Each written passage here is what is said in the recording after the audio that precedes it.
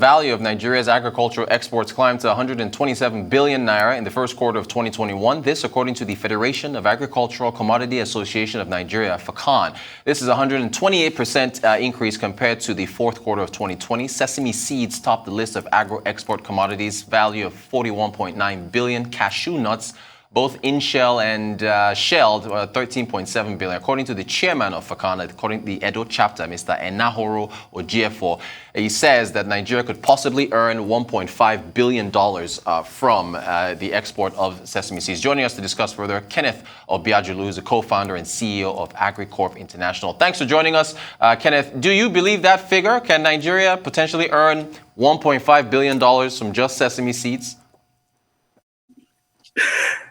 Well, it's those are amazing numbers. I believe that the sesame markets generally globally hits about 7.5 billion, by 2027.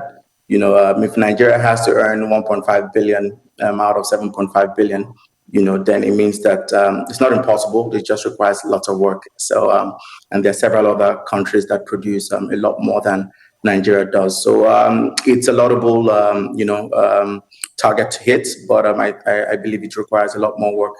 All right. You're involved in this Agricorp International ginger processing and exports. You made headlines earlier this last month, $17.5 million in funding.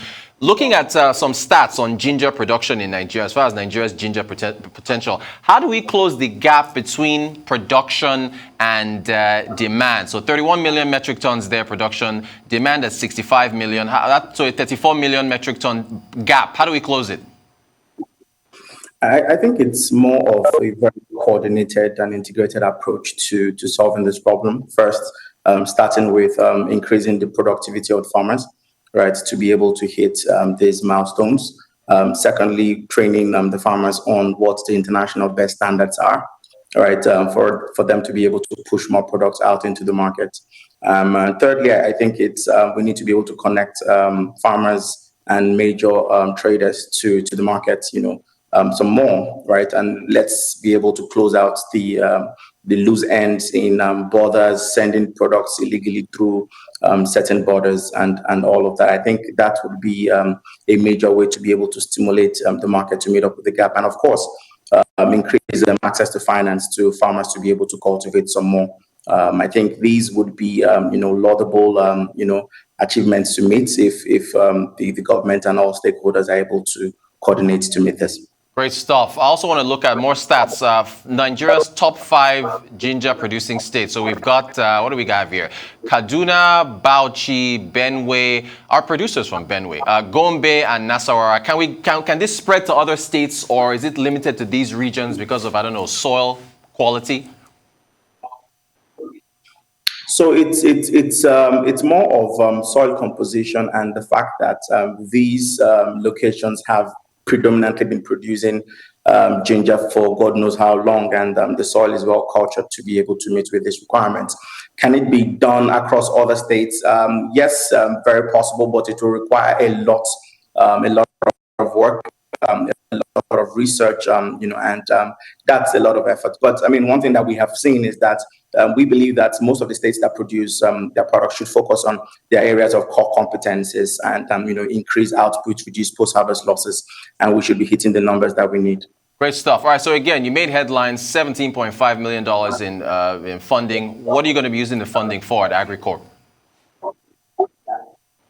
So for us, our mandate has been very simple. We want to be the single largest exporter of spices out of Africa. And as a result, we went on this fundraising round to increase our capacity, to aggregate more, to produce more, to get the right set of people to support our team in doing that. We plan to hit 7,000 metric tons in the next few months to be able to lead the market in this regard. But most importantly, we'll be investing a lot of that money in CAPEX, in building our processing capacity, but we also see an opportunity for us to expand to other African countries that also share that unique, opportunity. We believe that every African country has their fair share of comparative advantage in one spice or the other.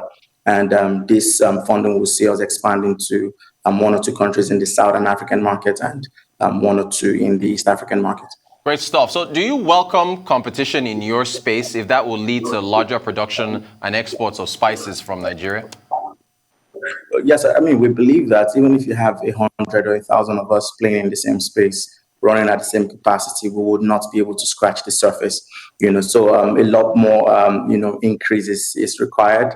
A lot more entrants are required, and I believe that we need to just focus on increasing the pie, as against restricting it to just a small piece of the pie, and everyone is scrambling over that. I believe that we should be able to increase the share of the pie globally. Let's compete globally as against focusing on who comes in locally or not. All right, about a minute to go. We've got inflation figures coming out tomorrow for August. Food inflation in the 20% region. We have those numbers for July. How challenging are costs when you're in the AGRIC space? It's ridiculous. Food inflation, as at the last count, was about 21.83%. Means that the rate at which food prices are going up, it's at a very, very ridiculous metrics. But I mean, it's affecting our business, our capacity to be able to aggregate from smallholder farmers, also affecting our capacity to be able to meet up with the orders from our customers abroad. So of course, it hits everyone deep. All right, Kenneth, we got a few seconds. Can you quickly touch on priorities in Nigeria's agriculture sector, if you can, quickly? Priorities.